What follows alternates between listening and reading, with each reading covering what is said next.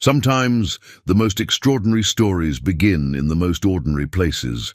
A quiet town, an old pickup truck, a man who had nothing left, and a little girl who had nowhere to go.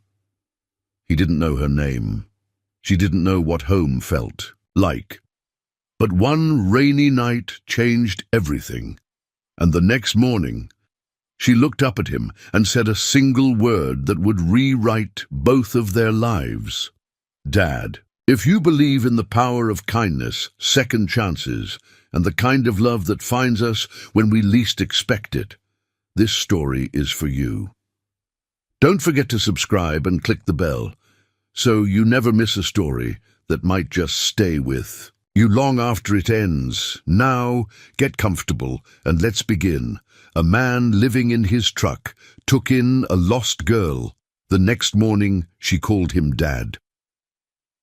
The rain had been falling for hours, soft, steady and cold, like a lullaby for the forgotten. Charlie Benson pulled his flannel shirt tighter around his shoulders and reached for the thermos of lukewarm coffee resting between the cracked seats of his truck. The heater hadn't worked in years, and the windows fogged just enough to blur the town into soft shadows and dim lights. He liked it better that way. Blurred edges made things easier to carry. His truck, a battered '97 Ford F-150, paint peeling like dried skin, had been his home for the last 3 years. Parked at the edge of the church parking lot, half hidden by a line of bare elms, it was the one place no one asked questions. The pastor knew, of course. Folks in town whispered, but no one bothered him. Charlie had learned how to disappear in plain sight. Tonight, though, something was different. As he poured the last sip of coffee, movement flickered near the library across the street. A small figure hunched beneath the overhang, curled up against the brick wall, barely visible in the storm. He squinted through the glass. Was that a child? Charlie's stomach tightened. He wiped the windshield with the sleeve of his jacket, watching again. The figure didn't move. He sighed, deep from a place far below the ribs, and opened the door. Rain stung his face as he crossed the street, boots slapping wet pavement, heart pounding like it had no business doing anymore. She was maybe 7, maybe 8, soaked to the skin, shoes gone, hair clinging in dark strands to her face. In her arms, a threadbare stuffed bear with one eye missing. She looked up, eyes wide and wild, as he crouched beside her. "Hey," Charlie said gently. "You okay, sweetheart?"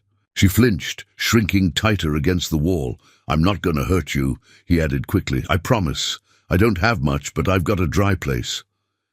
No answer, just trembling lips and the sound of rain hitting concrete. He took off his coat and draped it over her small shoulders. She didn't resist, didn't speak, just held onto that bear like it was the only thing in the world that knew her name. Charlie hesitated. He wasn't anyone's savior.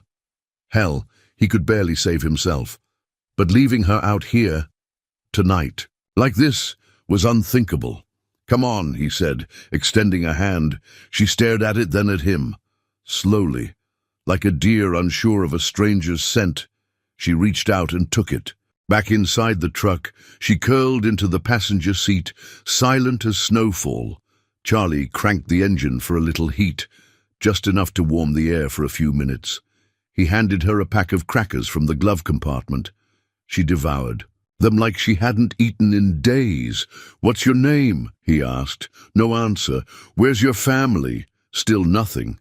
He didn't press, just handed her a wool blanket from the back seat and watched as she cocooned herself beside the window. Eyes already drooping, Charlie leaned back, the cab filled with the soft rhythm of rain on metal and the occasional sniffle from the girl. For a long time, he stared at the dashboard, hands folded, breath heavy. He'd never planned to become this man, middle-aged, broke, sleeping behind the steering wheel of a truck.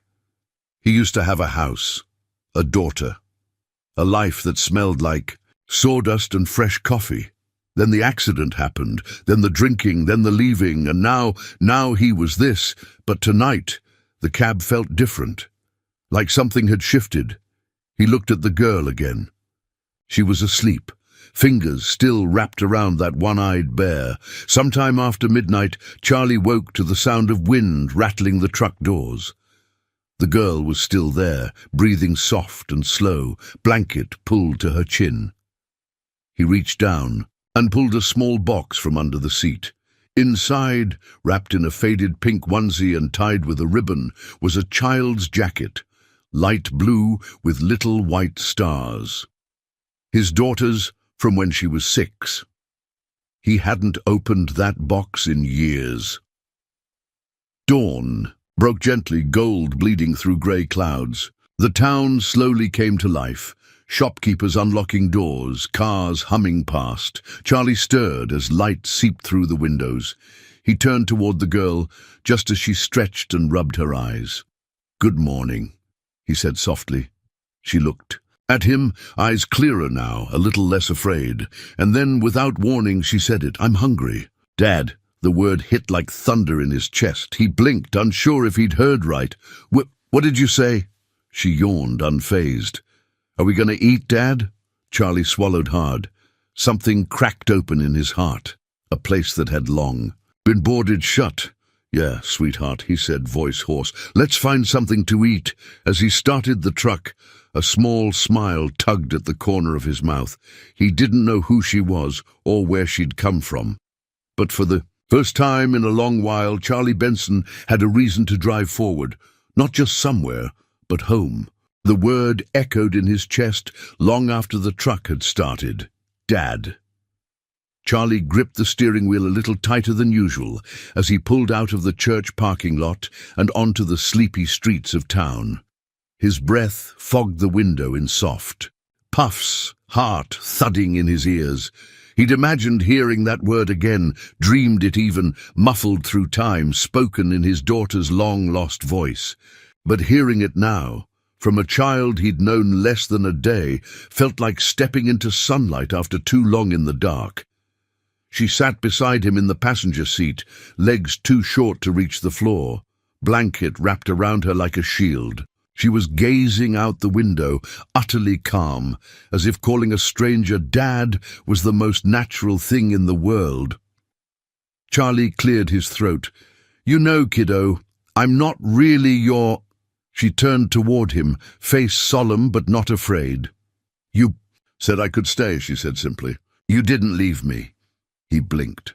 Her voice was small, but the words carried weight far beyond her years. "I won't," he said quietly. "I promise. I won't." They drove in silence to the edge of Main Street, where the corner diner, Millie's, had just begun serving breakfast. Charlie parked 2 blocks away, hidden behind a row of hardware vans. He couldn't risk drawing attention, not with a child in tow and no paperwork to explain why. Still, he had an idea. "Wait here," he said, turning to Ellie. "I'll be quick." Her face tensed. "Don't leave. I'm just going to the back door. Promise." He left the truck running for heat and hustled down the alley behind the diner. Millie knew him, an old friend from better days. She sometimes handed him a leftover biscuit or a cold coffee when she wasn't too busy. But this morning, when she opened the back door and saw the look on his face, she didn't ask questions. "You look like you've seen a ghost," she said, handing him a paper bag. "Something like that," Charlie replied, stuffing a few crumpled bills into the tip jar. "Thanks, Mills." Back in the truck, he handed Ellie the bag. Her eyes widened at the warm smell of scrambled eggs and toast. "For me?" she asked. Charlie nodded. "Eat up." She devoured it hungrily, pausing only to offer him a bite of toast. He took it, more out of politeness than hunger, then leaned back and watched her chew with single-minded focus. "Do you remember your real name?" he asked. She hesitated, then shook her head. "I think it starts with an E." "Ellie," he guessed. She nodded. "That sounds right." It wasn't much, but it was something. Later that morning, Charlie drove to the park near the railroad tracks. Quiet, empty, a place no one would ask questions. He parked beneath a tree with thinning leaves and got out, stretching his aching back. Ellie followed, still barefoot, still, clutching that ragged, stuffed bear. She wandered toward the edge of the field and started picking up fallen leaves. Charlie watched her, hands in his pockets. His mind was a tangle of worry and wonder. This wasn't just kindness anymore. This was responsibility, and it scared the hell out of him. He hadn't taken care of anyone in years, not since his wife passed and his daughter was taken to live with her mother. He'd tried, he really had, but the grief swallowed everything. His job, his home, his dignity. People stopped answering his calls. Eventually he stopped making them. Now here was this child, calling him Dad, like it was a truth etched in stone. "Do you think the trees get sad when their leaves fall off?" Ellie asked suddenly. Charlie looked at her, surprised. "Maybe, but I think they know new ones will grow." She seemed to consider that, then picked up a golden red leaf and held it out to him. "For you," she said.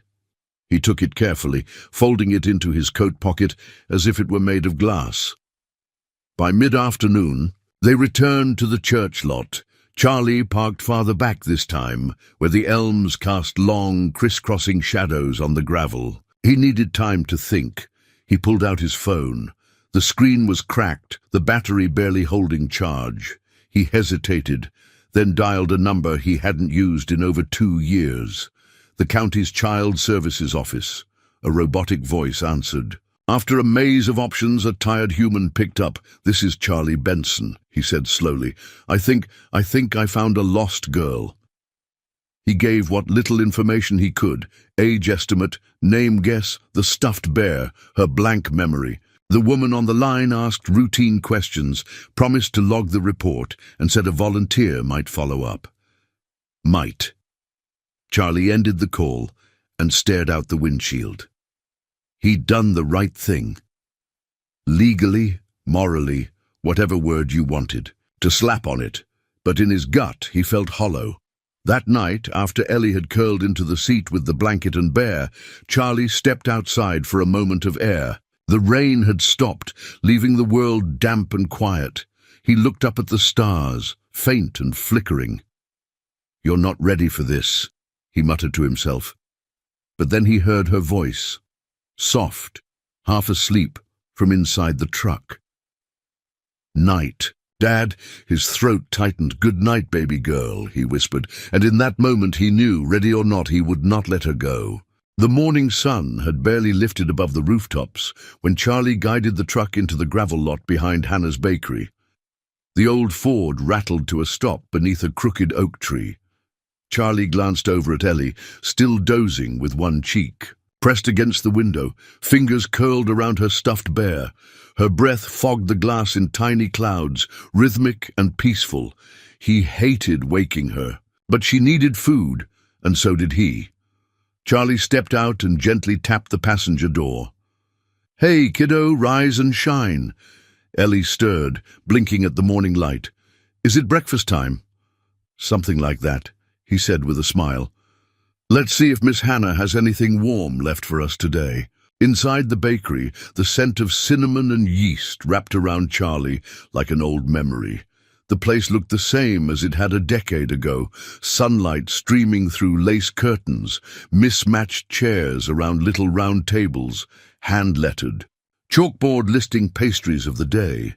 Behind the counter stood Hannah Whitlow, apron dusted in flour, hands deep in a bowl of dough. She looked up at the sound of the door, brushing a stray curl from her face. "Morning," she said carefully. Her eyes, grey, kind and quietly tired, lingered on Charlie a beat longer than usual. "Morning, Hannah," Charlie said, nodding. "I got someone with me today." He stepped aside, revealing Ellie, small and barefoot, in her oversized hoodie. For a moment Hannah said nothing. She just looked, really looked, at the child beside him. Ellie stared back, wide-eyed but unafraid. "She yours?" Hannah asked gently. Charlie hesitated. "Not exactly. She needed somewhere warm last night." The silence between them stretched, thick and unsure. Then Hannah reached beneath the counter, pulled out a brown bag, and began placing items inside. 2 warm blueberry muffins, a pair of boiled eggs, and a small bottle of orange juice. "No charge," she said. Charlie shook his head. "I can't take that for free." "You can and you will," she said, her tone leaving no room for argument. Ellie took the bag with both hands and whispered, "Thank you." That one soft word seemed to shift something in Hannah's expression. Her mouth almost smiled, her eyes misted just a little. "Eat outside," she said, nodding toward the picnic table out back. "It's warmer in the sun." The table sat in a quiet courtyard, surrounded by overgrown hedges and pots of wilting mums. Charlie and Ellie sat across from each other, unwrapping their breakfast in silence. The muffins were warm, the juice cold, and for the first time in days, Charlie felt human again. As Ellie ate, she kicked her legs under the bench, humming softly. Charlie watched her with a mix of wonder and ache. She seemed so at ease now, as though she'd always been a part of his life, like she'd simply slipped into the space his daughter used to occupy, though he knew better than to believe it could be that simple. "She's sweet," came Hannah's voice from behind him. Charlie turned. She stood in the doorway, drying, her hands on her apron. "Too sweet to be out in the cold," she added. Charlie nodded. "I reported her, called Child Services yesterday. They said someone might follow up." "Might," she echoed with a quiet edge of cynicism. "Does she remember anything? Just that her name starts with E. So we've been calling her Ellie. Fitting," Hannah said. She came closer, sat on the bench beside Ellie, who looked up and offered a piece of muffin. Hannah accepted it, smiled, and took a small bite. "What's your bear's name?" she asked. Ellie considered. "It used to be Button. But he lost his button, so now he's just Bear." Hannah chuckled. "Sounds about right." Charlie watched. This quiet exchange between two people who had known deep sadness and somehow, through some grace, remained soft. After Ellie went to explore the small flower pots lining the back fence, Hannah spoke low, eyes never leaving the child. "You're not planning to leave her at the shelter, are you?" Charlie rubbed the back of his neck. "I don't know. I'm not exactly fit for any of this. You have eyes that light up when she talks. You handed her the bigger muffin without even blinking. That's more fit than half the folks I know." Charlie didn't answer. His heart was too full and too afraid. On their way back to the truck, Ellie tugged Charlie's sleeve. "Can we come back here tomorrow?" "We'll see," he said, ruffling her hair. At the truck, he paused, glancing back at the bakeries. "Screen door." Hannah stood behind it, wiping the counter, pretending not to look, but she was watching, and something in Charlie, somewhere between the ache and the fear, softened just enough to wonder, what if I didn't have to do this alone? That night, after Ellie had fallen asleep with Bear tucked under her chin, Charlie pulled out a pencil and a crumpled notepad from the glove compartment. He wrote 3 words at the top of a blank page, "Get her shoes," then paused and wrote one more. "Ask Hannah." Autumn in Maple Glen had a way of softening everything. The sun filtered through golden leaves, crisp and low, warming the sidewalks just enough for Ellie to run barefoot without complaint. The world, for the moment, felt still and safe. Charlie sat on a bench just outside the library steps, sipping lukewarm coffee from a paper cup Hannah had insisted he take with him. He was watching Ellie as she crouched near the edge of the sidewalk, a bundle of colored chalk in her lap, tongue poking from the corner of her mouth in concentration. They'd stopped here that morning because Ellie had seen the chalk in a donation, box marked, "Free art supplies, take some, share some." She had gasped as if discovering treasure. Now she was making good on her promise to create a sidewalk story.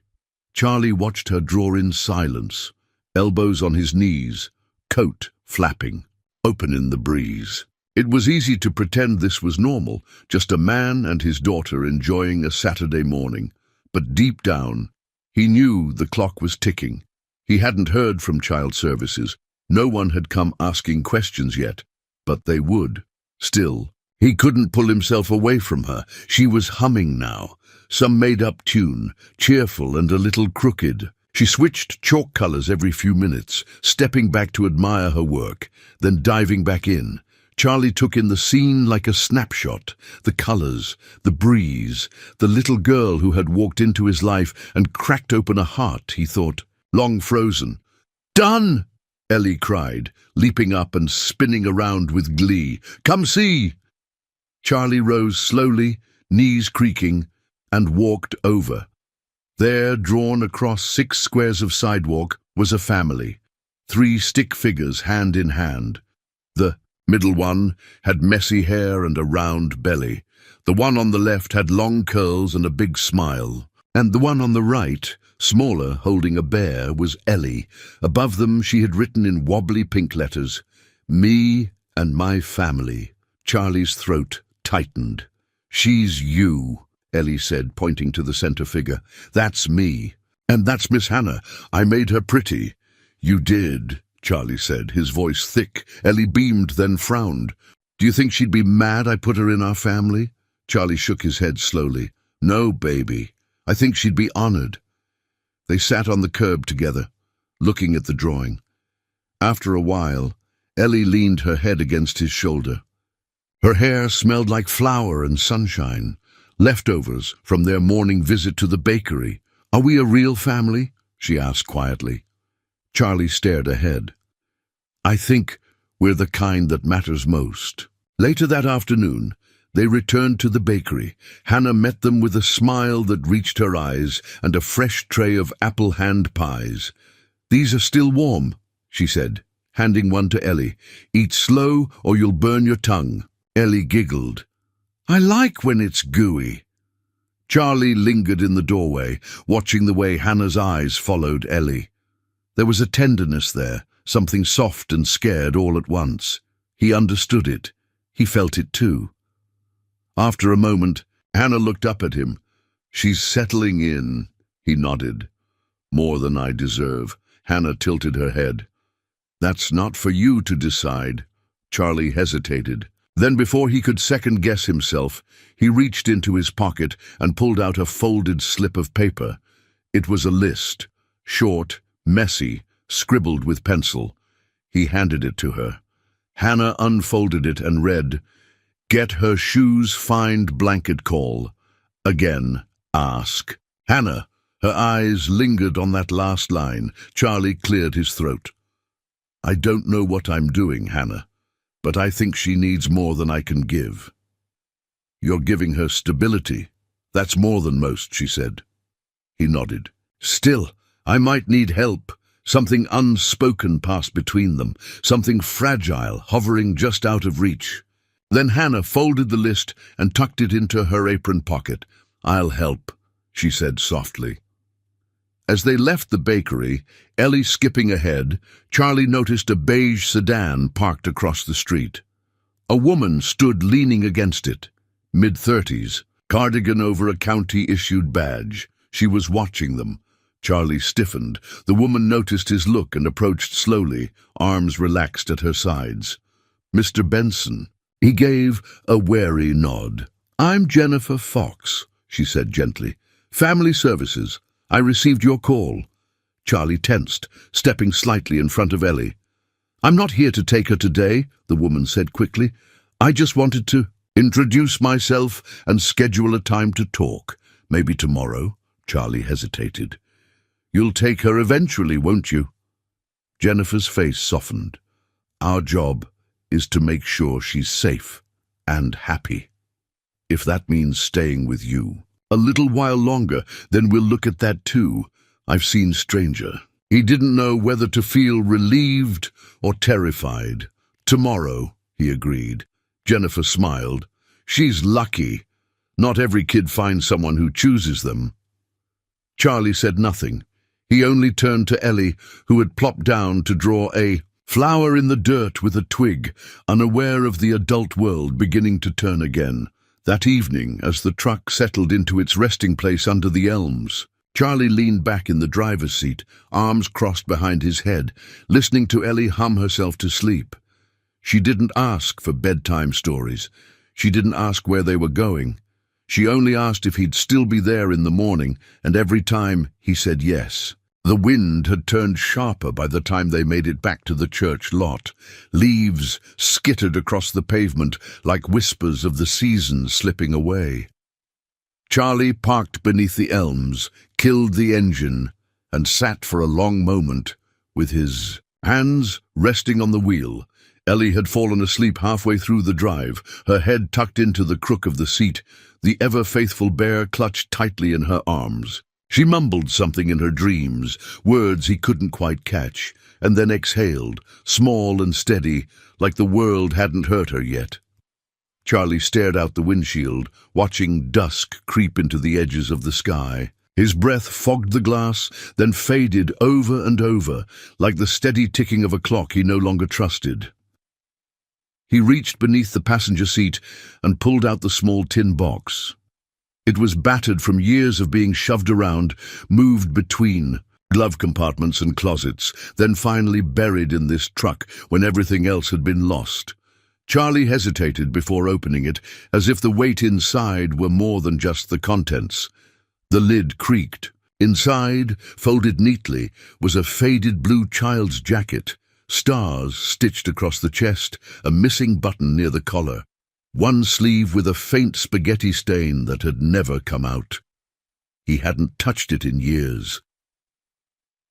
Later that evening, they were back at Hannah's bakery, closed for the day, save for the light glowing warmly in the kitchen. Charlie had offered to help with a leaky faucet in the back, and Hannah, though hesitant, had finally agreed. Ellie sat at the corner of the prep table, swinging her legs and spooning flour into a mixing bowl, creating more mess than dough. Her laugh echoed off the tiled walls. Charlie crouched under the sink, wrench in hand, but his thoughts kept drifting. "You're quieter than usual," Hannah said as she poured sugar into a measuring cup. He kept his head down. "Just tired." "You weren't tired yesterday, or the day before that." Charlie exhaled through his nose. She always saw more than she let on. After a pause, he said, "Do you remember my daughter?" Hannah blinked. "Jenny? Yeah. Last I heard, she was with her mom, out west." Charlie nodded. "She was 6 when Claire left. I got supervised visits for a while, but the accident changed all that." Hannah said nothing, letting him speak. "She was riding with me one day, coming back from the hardware store. I looked down to change the radio just for a second. Some guy ran a red light. We were hit on her side." He paused, eyes stinging. "She wasn't hurt badly, just shaken. But Claire, her mom, never forgave me, filed for full custody the next week. After that, things fell apart faster than I could catch them." He rubbed his temples, knuckles dusted in rust. "Lost my job. Then the house. The court didn't see a man rebuilding. They saw a man falling apart. And maybe they were right." He looked up. Hannah stood across from him, hands still, her face unreadable. "I kept her jacket," he added softly. "It's the only thing I have left of when she was still mine." Hannah walked around the table and sat beside him on the floor, knees tucked to her chest. "You've been carrying that grief a long time," she said. Charlie nodded. Hannah looked toward Ellie, who was humming as she crushed cookie dough with both hands. "And now life drops a little girl in your truck, and you think it's some kind of punishment or test." "Feels like it. Maybe it's neither," she said gently. "Maybe it's grace." Charlie let the words settle. They didn't fix anything, but they softened something, and that was enough for tonight. On the way out, Hannah pressed a small box into his hands. Inside was a pair of brand-new sneakers, white with blue stripes. Not fancy, just clean, warm and sturdy. "She's been barefoot long enough," Hannah said. Charlie looked at her, a lump rising in his throat. "I'll pay you back." "You won't," she replied. He hesitated, then added. She drew a picture. Chalk on the sidewalk. "Me, her, and you." Hannah's eyebrows lifted. She called it her family. Hannah didn't speak, but her face changed. A small smile ghosted her lips, full of something unspoken. Hope, maybe, or fear, or both. Back in the truck, Ellie was already asleep again. Charlie slid the sneakers beside her and draped the old blue jacket over her small frame. It looked like it had always belonged to her. He sat back, hands folded over his chest, staring up through the windshield at the stars. In the quiet, he whispered to the night, maybe to God, maybe to himself. I don't know if I can do this right, but I want to try. And for the first time in years, he meant it. The next morning, Charlie stood outside the family services building with his hands buried deep in his jacket pockets, trying to ignore the knot in his stomach. The building loomed in front of him. Glass, brick, and fluorescent lights. Far more sterile than he'd imagined. It didn't look like the place where people made decisions about families. It looked like a place where families ended. He turned to look through the truck window, where Ellie sat in the passenger seat, tapping Bear's nose gently, making up a song that only she could hear. She didn't know why they were here. He hadn't told her. How could he? Charlie turned back toward the building, took a breath that didn't quite fill his lungs, and walked inside. Jennifer Fox greeted him in the lobby with a polite smile and a clipboard. "We really appreciate you coming," she said. "Most people wouldn't volunteer to meet." "I'm not most people," Charlie said, then immediately wished he hadn't. She didn't flinch. "Let's talk." They sat in a windowless office that smelled faintly of copier ink and burned coffee. Jennifer moved through the standard questions: his employment status, odd jobs mostly, his address, a long pause, his criminal record, a single DUI from years ago, and his relationship to the child. "I found her," he said plainly. "She was sleeping outside the library in the rain." Jennifer nodded, scribbling. "And you've been caring for her since then?" "Yes." "Feeding her?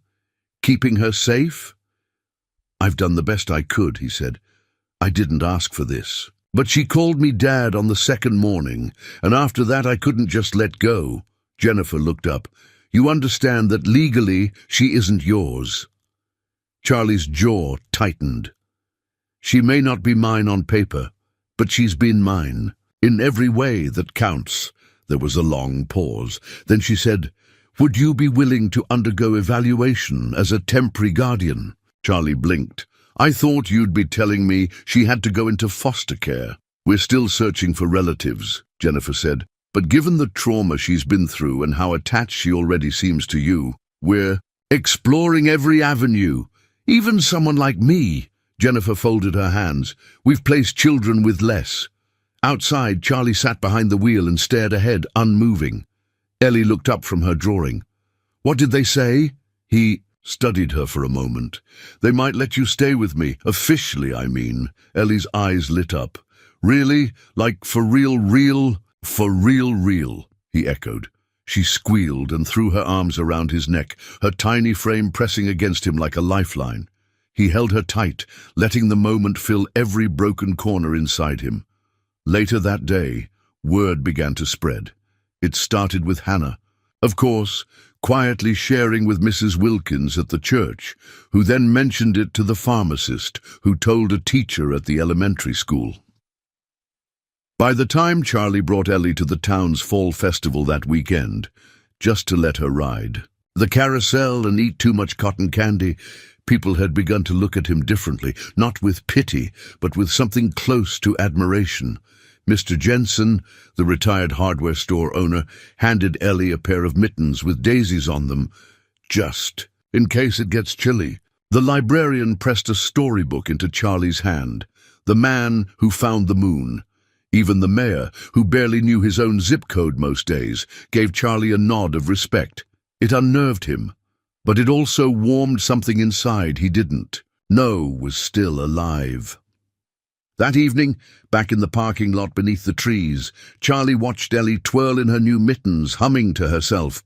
"You know," he said, "they want to come check out where we live." She stopped spinning.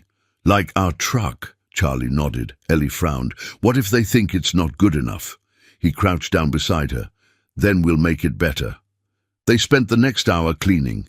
Charlie wiped down the dashboard. Ellie folded blankets. Together they lined the inside with old quilts Hannah had lent them. Charlie even fixed the broken light above the back seat with a flashlight bulb and some duct tape. It wasn't a house, but it was home. As Ellie drifted to sleep that night, Charlie sat in the driver's seat and stared at the stars above. They looked no different than they had a month ago, but something in him had changed. He no longer felt like a man surviving day to day. He felt like a father, not by blood, but by heart. The smell of cinnamon and nutmeg drifted through Hannah's kitchen like something sacred. Ellie stood on a stool beside her, both hands deep in a bowl of flour, her cheeks smudged white like war paint. Bear sat nearby in a toy high chair, wearing a paper napkin as a makeshift apron. Charlie leaned in the doorway, watching it all unfold with the kind of quiet joy that surprised him. This, whatever this was, felt like a life he hadn't dared dream about. A kitchen warm with light, a woman humming under her breath, a child laughing. It wasn't his life, but somehow he'd been invited in. "Okay, Miss Ellie," Hannah said, brushing flour from her fingers. "You ready to roll the dough?" Ellie nodded furiously, gripping the rolling pin with determination. "You've got to go slow and steady.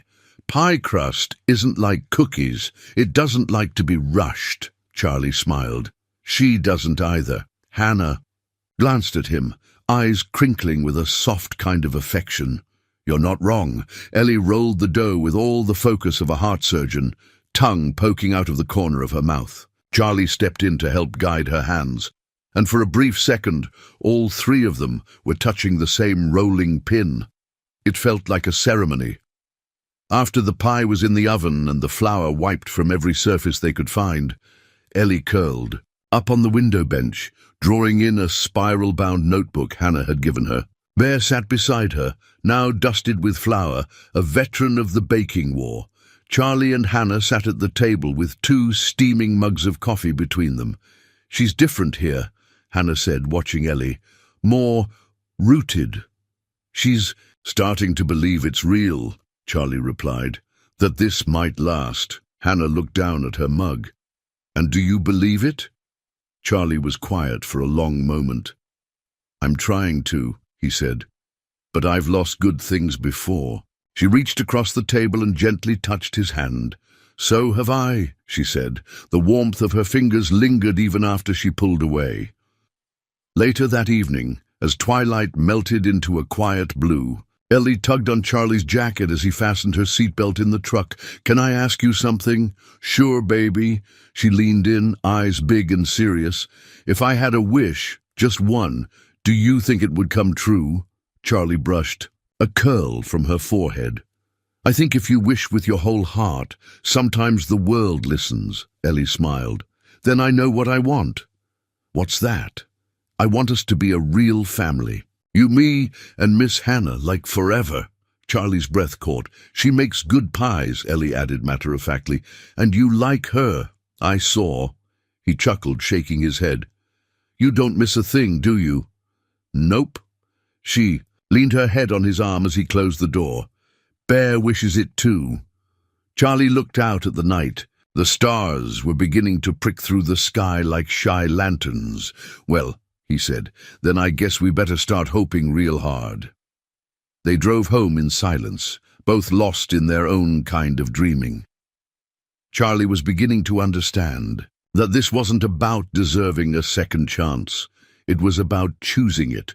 Back at the church lot, Charlie parked beneath the familiar elm trees. The truck had been cleaned, reorganized, made into something that almost resembled a room. Hannah had even sewn a pair of simple curtains for the windows, just enough to soften the edges of the world. Charlie helped Ellie out of the truck, then reached in to grab the pie they'd been sent home with. Still warm in its foil dish, he turned toward the sidewalk and stopped short. A woman stood at the edge of the lot, just beyond the reach of the streetlight. She wasn't moving, just watching. Charlie tensed. She stepped forward into the light.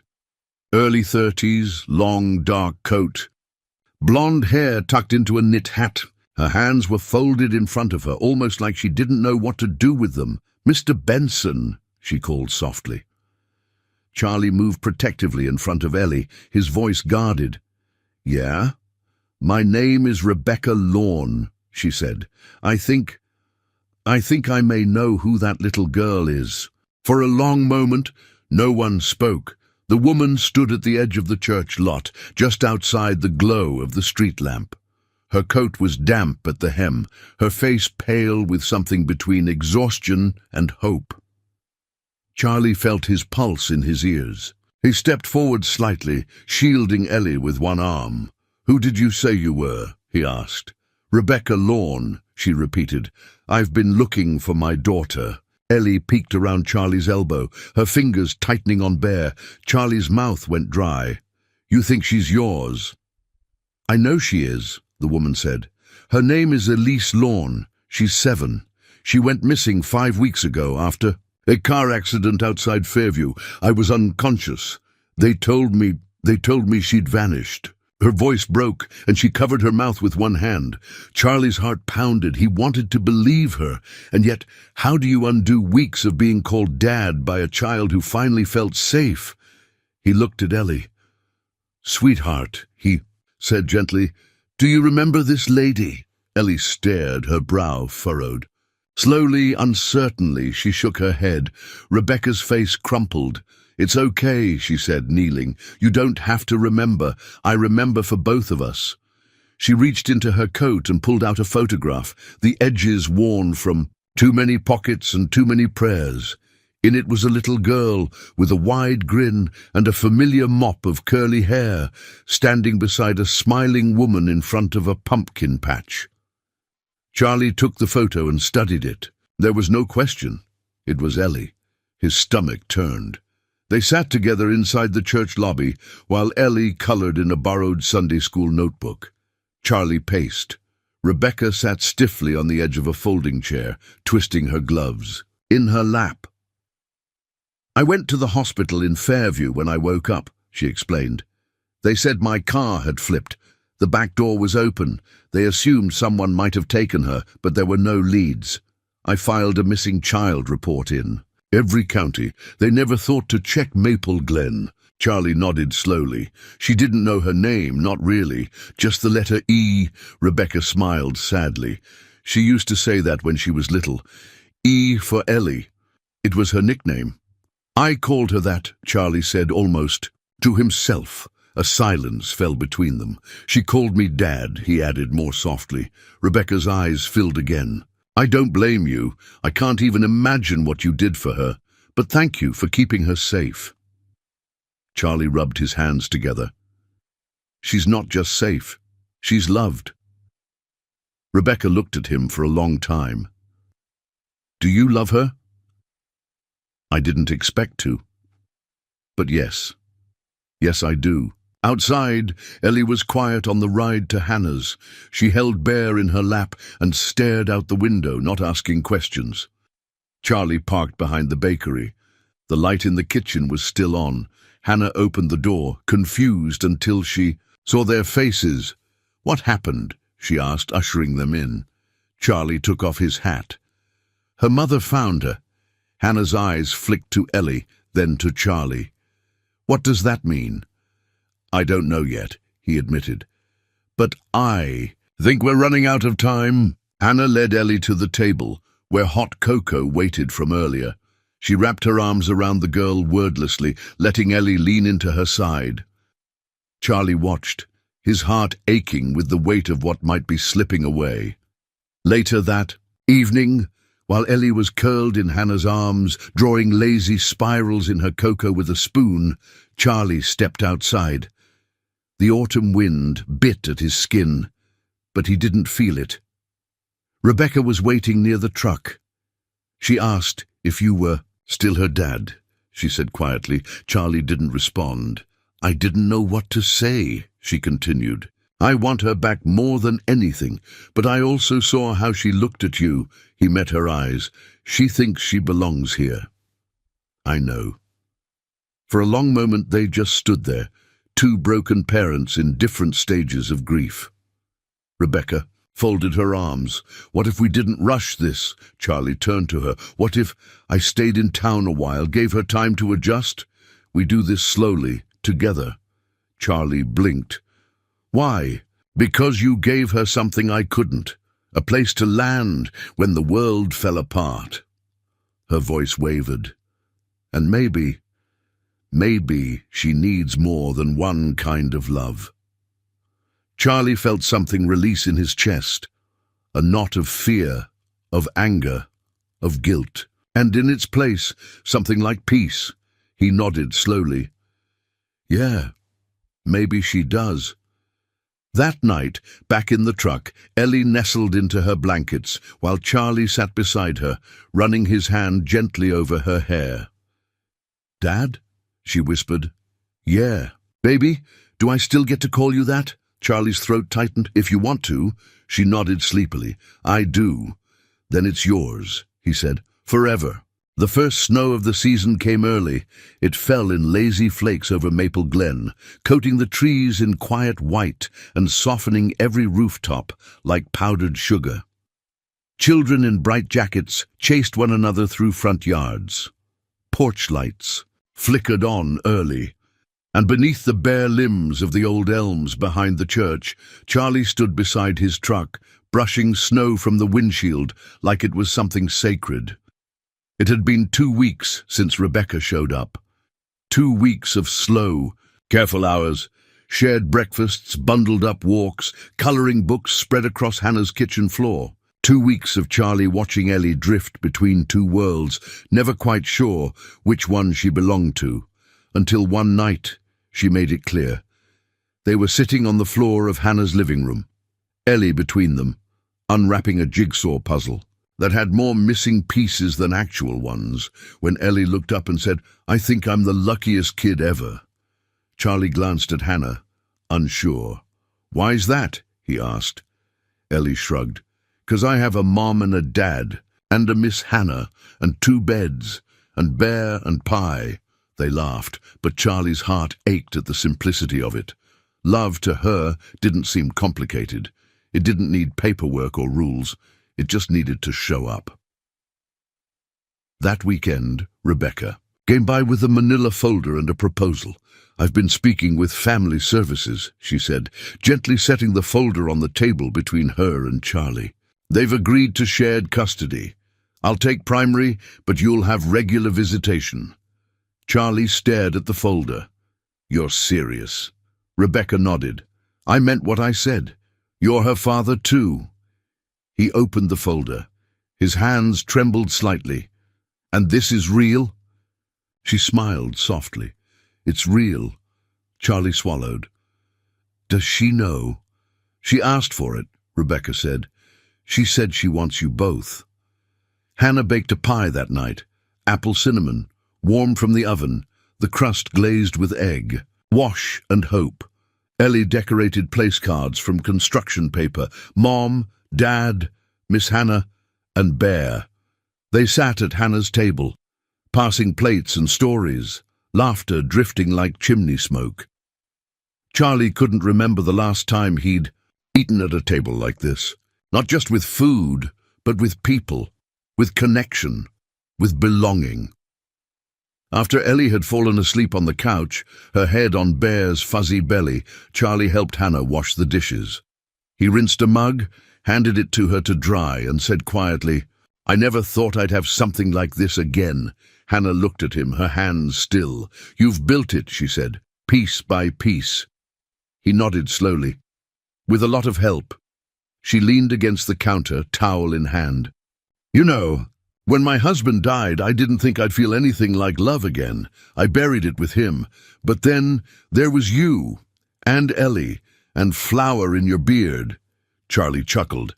And now, she continued, voice gentler, I think I'd like to build something too. There was a pause. Then, in the quietest moment, Hannah said, Would it be so strange if we built it together? Charlie's heart swelled. He reached for her hand. No, he said. I think that might be the best idea I've ever heard. 2 weeks later, Charlie moved into the small cottage behind Hannah's bakery. It was barely 600 square feet, one bedroom, a narrow kitchen, and a porch just big enough for 2 chairs. But to him, it felt like a palace. Ellie helped paint the walls with pastel colors. Hannah insisted on sewing curtains. Charlie fixed the roof and installed a mailbox with Ellie's name on it too. The truck, though no longer home, wasn't discarded. Charlie parked it under the same elm tree it had lived beneath for years. Ellie asked if they could keep it like a memory. And so they did. It became a sort of landmark, something between a monument and a chapter closed. One afternoon, Charlie hung a small wooden sign on the porch. He carved the letters by hand, sanding them smooth, staining them with care. It read, "Our Home." That night, as the first real snowstorm rolled in, Ellie curled up in her new bed, bare tucked under her chin, the nightlight casting soft amber on the walls. Charlie sat on the edge of the bed, brushing her hair from her forehead. "Are we really a family now?" she asked sleepily. He smiled. "What do you think?" "I think yes," she whispered. "Forever." Charlie leaned down and kissed her hair. "Forever." As he stood to leave, she called out, "Hey, Dad?" He turned. "Can we still visit?" "The truck sometimes, just to remember." He nodded. "Always." She smiled, eyes closing. "That was where I found you." Charlie swallowed the lump in his throat. "That was where you saved me." Spring arrived in Maple Glen like a soft exhale. The last patches of snow melted from the churchyard, revealing green shoots pushing through the thawed ground. Wind chimes danced on front porches. The air carried that mix of old wood, earth, and possibility that always seemed to follow the changing season. Charlie stood on the porch of the small cottage behind Hannah's bakery, a mug of coffee warming his hands. Ellie was in the yard, barefoot on dewy grass, chasing bubbles with Bear tucked under one arm like an old friend who refused to miss the fun. Charlie smiled. She still called the truck the Magic House, though it hadn't moved in months. Every now and then, she'd sit inside it with Bear and tell him stories about the day my new life started. Sometimes Charlie joined her. Sometimes he simply watched from the porch, letting her rewrite memory into something beautiful. Inside, Hannah was baking. The kitchen smelled like cinnamon rolls and lemon zest. Her hair was pulled into a messy bun, cheeks flushed from the oven. Heat. When Charlie stepped inside, she greeted him with that soft look that never failed to stir something deep in him, a quiet assurance that life, after all its storming, could still be good. "Big day today," she said, sliding a tray from the oven. "Biggest yet," he said, placing his mug on the counter. It was Ellie's official adoption ceremony, a small, simple affair at the county clerk's office. Rebecca would be there too. Over the months, she'd settled into a rhythm with Ellie, learning slowly to let go of guilt and lean into shared joy. The arrangement wasn't perfect, but love rarely was. What mattered was Ellie knew she was wanted by all of them. Charlie adjusted the collar of his only dress shirt in the mirror. Hannah stepped behind him, tying his tie with practiced fingers. "You are nervous?" she asked. He smirked. "I've been to war with plumbing tougher than this." She raised an eyebrow. "Okay, maybe a little." She fixed the knot and rested her hands on his shoulders. "You've already been her father for months, Charlie. This just makes it official." He turned to face her, voice low. "I never thought I'd get to do this. Not again." Hannah smiled. "You didn't get to go back, but you did get to begin again." They held each other's gaze for a moment. No need for grand gestures, just the quiet certainty of something real, steady, and true. At the courthouse, Ellie wore a yellow dress Hannah had sewn herself, her curls bouncing as she skipped into the building, holding both Charlie's and Rebecca's hands. Bear was tucked proudly under her arm as usual. The judge was kind, the room small and bright. When asked if she understood what today meant, Ellie nodded solemnly. "I'm saying yes to staying forever," she said. Charlie's chest ached. He knelt beside her, holding both her hands. "And I'm saying yes to always showing up every day," she beamed. "Good, 'cause you're my real dad." The judge smiled, tears misting her glasses. "Then I believe we're all agreed." And just like that, with a stamp and a signature, Charlie Benson became dad. Not by accident, not by chance, but by choice. That evening, back at the cottage, the family gathered for dinner under a sky painted in lavender and gold. Hannah had laid out picnic blankets. Rebecca brought lemonade and wildflowers. Ellie wore a crown made of dandelions. Bear had his own seat, of course, and was served a small plate of jelly beans. After dinner, Ellie asked if she could say something. She stood on a tree stump, hands on her hips, her voice clear and strong. "I just wanted to say thank you," she began, "to all my family, even Bear, because I used to be lost, but now I'm found. And it's not about houses or trucks or bedrooms or toys, it's about hearts." She looked at Charlie, then at Hannah, then at Rebecca. "And I've got 3 of them now." There wasn't a dry eye among them. As night fell, Charlie sat on the porch again, watching the stars appear one by one. Ellie had gone to bed, Bear tucked beside her. Dreams surely waiting on the other side of sleep. Hannah stepped out, wrapping a shawl around her shoulders, and sat beside him. "It's funny," Charlie said quietly. "All those nights in the truck, I used to wonder what home even meant anymore." "And now?" she asked. He took her hand. "Now I think home is the place where someone calls you Dad, and means it." They sat together in the hush of evening, the porch light glowing behind them, the world quiet and full. Charlie had once believed his story was over, but it turned out he'd just been waiting for chapter 1 to find him. So, what did this story mean to you? I'd love to know where you're watching from, whether it's a cozy porch in Nebraska, a small apartment in New York, or anywhere in between. Drop a comment and share a bit about yourself. And if this story touched your heart, don't forget to give it a thumbs up, share it with someone who needs it, and of course, subscribe for more stories just like this. There's so much more I can't wait to share with you. From my heart to yours, thank you for spending time with me today. Until next time, take care and keep believing in the goodness that still exists in this world.